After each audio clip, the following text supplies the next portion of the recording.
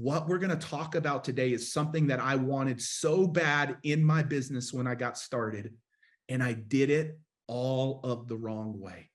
I wished I would have known this person. I wish she would have been a friend of mine back then, because I think that I would have exponentially been able to have even more impact with my digital courses out in this world.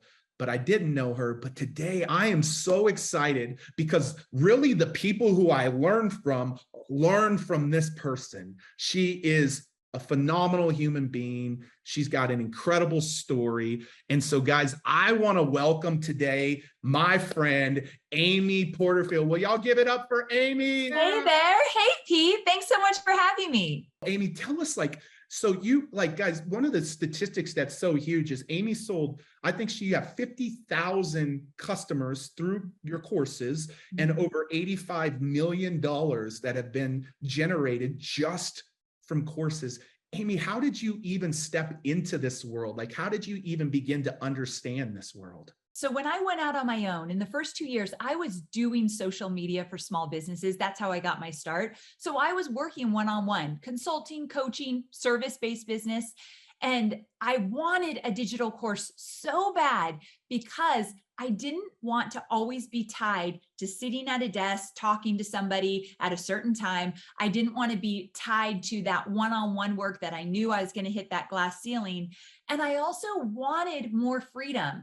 What I love about digital courses is that you can launch them live or evergreen. But let's say you're going to launch them live. You go all in, you launch, you deliver an impeccable course, but then you get to step back. You get white space. I'm not always on, and I'm an introvert. So I like to take that time away and step back. So courses give me the freedom to be all in, but also step out when I want to. And I love that about my business. But Amy, what would you say to that person? But that was me. I made so many mistakes. And so what is the blueprint or roadmap, or how should they be thinking about that if they are committed? You know, one of the first things you want to think about when you're creating a course is, what are you going to create a course about? You need to start thinking about your 10% edge. A 10% edge means that you've gotten results for yourself or for somebody else, a client, a customer, a family friend, and now you're willing to teach how you got those results to others. Now, I say a 10% edge because you do not need more time, more experience, more education. You already have it in you. You need to be 10 steps ahead of those that you are going to teach. So you can say, hey, come with me, I'll show you the way. But what people think is they need more time or experience, or that imposter syndrome starts to come in. Who am I to be doing this? I don't know enough. I don't have a big enough audience. I need more experience. That is not true. You know things, you've gotten results in areas that other people want to know how you did it. And the most beautiful thing is you need a tiny sliver of the internet to pay attention for you to make great money. Think about the money in terms of, let's say your course is $500. And for your first digital course launch, you want to make $10,000.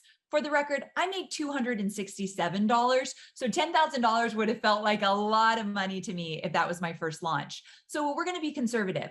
$10,000, your first launch. Your course is $500. 20 people need to raise their hand and say, I want that.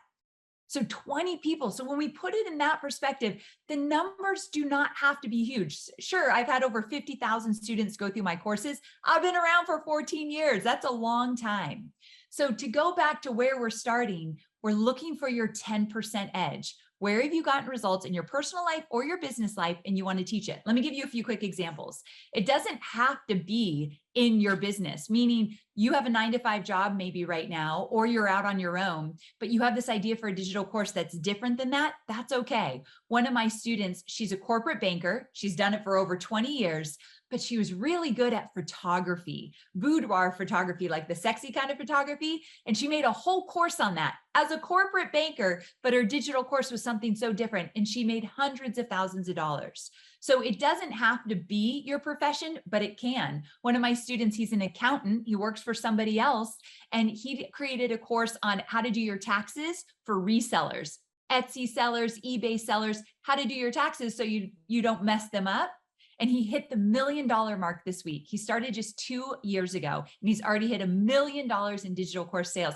This is a guy that was working for somebody else as an accountant. Don't think that it can't be you. These are people that also didn't think it could be them, but they put their minds to it. They got to work and they kept it simple. I don't like a lot of bells and whistles in the beginning because you'll never do it. So we keep it simple. I love keeping it simple. And I love what, I mean, guys, one of the things that I want to re-emphasize, it doesn't have to be business. It can be personal. And I love what Amy said. It doesn't have to be a current entrepreneur, although I believe every entrepreneur should have a course in their portfolio. Yeah. But I love what Amy said. Like, you could be working or doing something right now and go out and create your own course. So once you get that 10% edge, where do you go from there? Like, once you get clear on that, like, what would be the next step in the process, Amy? So the one thing that you want to start thinking about is, who do you want to sell to? Who is going to buy your course? Because I can't give you a magic bullet. You do need to grow an audience. You do need social media followers and an email list. But again, we don't need hundreds of thousands of people. Pete and I have really big email lists. We didn't start there. You always start from zero. And so you want to start growing your audience while you create your course. When I teach my students how to create their courses, at the same time, we start growing their email list so that when your course is ready, you have people to sell to. But just remember, again, we don't need a huge email list. I usually say, if you can get 500 people on your email list, you're ready to launch your first course. And I have success story after success story of people with 500 people on their email list, and they've made 5 and 6 figures. So why I love to talk about this is because sometimes we make it bigger than it needs to be in our heads. All of you watching right now, all of you listening, you have a course in you. You could have it done by the end of the year and you could start making money. And imagine what it would feel like when you wake up on January 1 and you know you have an asset in your business that can make you money throughout the entire 2024 and beyond. So that's the cool thing, Pete, about digital courses.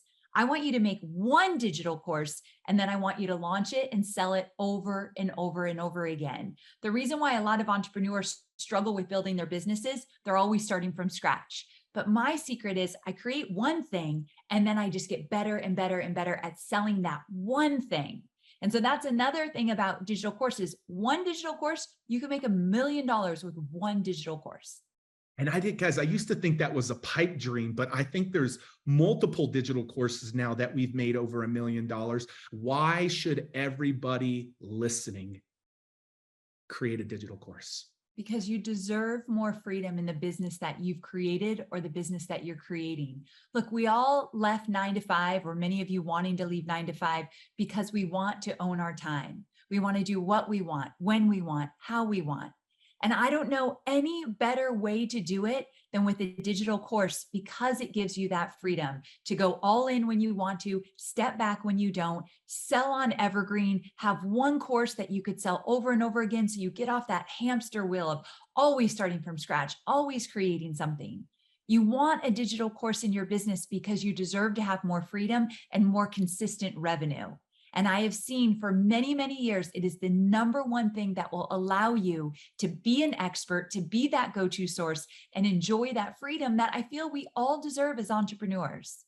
I love that. But Amy, just the final thoughts today that you have for people as they're listening. I think the last thing I'll say, and this is not a plug for me, obviously I teach people how to create courses. One of the biggest mistakes I made, and that I heard Pete say he made as well, and I didn't know that until today, find somebody who's gone before you, who has had success and is willing to share their roadmap. Whether it be me or you want to learn from somebody else you resonate with more, don't hunt and peck all over the web and hope you get it right. I'm at a live event right now, and I ran into a bunch of people after my talk, and they said, I have a course and it crashed and burned. It didn't do well. And I said, how did you learn how to do it? I just made it up. Imagine if someone were to teach you every step of the way, step by step by step, you'll get it so much more quickly. So find your guide, whoever that might be, get your course done so you can create more freedom.